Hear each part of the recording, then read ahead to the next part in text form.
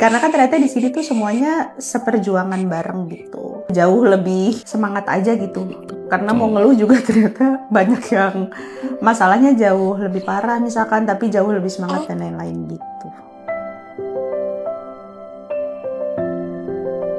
Jadi pas awal-awal nikah kita sempat emang periksa kesehatan aja terkait fertility karena takut ada masalah kan. Ternyata emang aku ada PCOS. Jadi kalau saran dari dokter lebih ke perbaikan gaya hidup dulu sih. Jadi selama beberapa tahun itu kita lebih fokus kayak perbaikin gaya hidup, olahraga, jaga makan gitu. Sisanya paling kelola stres ya. Jadi banyakin jalan-jalan atau traveling aja, nikmatin hidup berdua.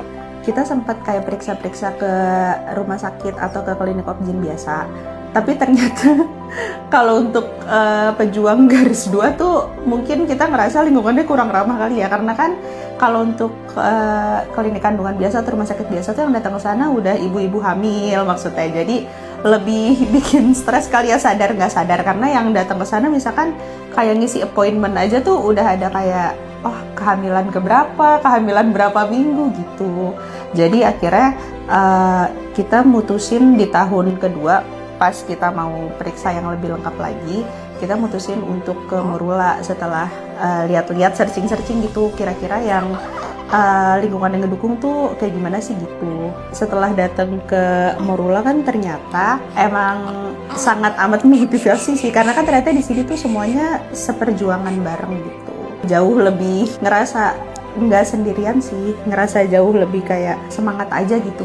Karena mau ngeluh juga ternyata banyak yang masalahnya jauh lebih parah misalkan, tapi jauh lebih semangat dan lain-lain gitu.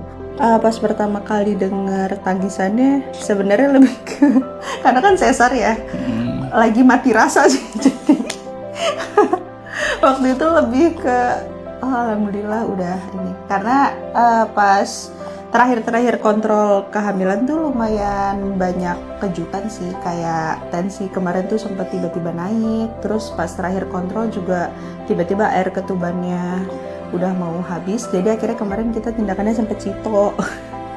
Makanya lumayan kaget sih, karena maksudnya udah prepare gitu untuk ketemu sama dia nih kapan, tanggal berapa gitu.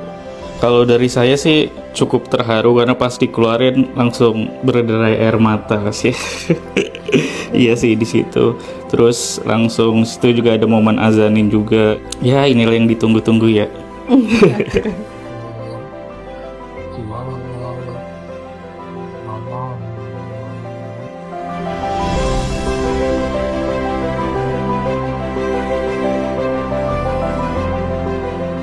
Kita orangnya panikan kan, terus selama ini kan mikirnya kalau untuk IVF tuh pasti preparationnya ribet banget gitu loh, kayak misalkan pola hidupnya harus gimana, jaga makan dan segala macam. Tapi dokter Irham tuh sangat amat suportif dan gak bikin stres sama sekali. Dokter Irham tuh nggak ngedikte sama sekali, intinya nolong banget sih sebenarnya. Katanya kan kalau untuk pengobatan itu tahta tertingginya kepercayaan kan, jadi emang kita harus percaya dulu pertama kali sama dokter dan sama treatment yang kita jalanin. Alhamdulillahnya works sih tuh.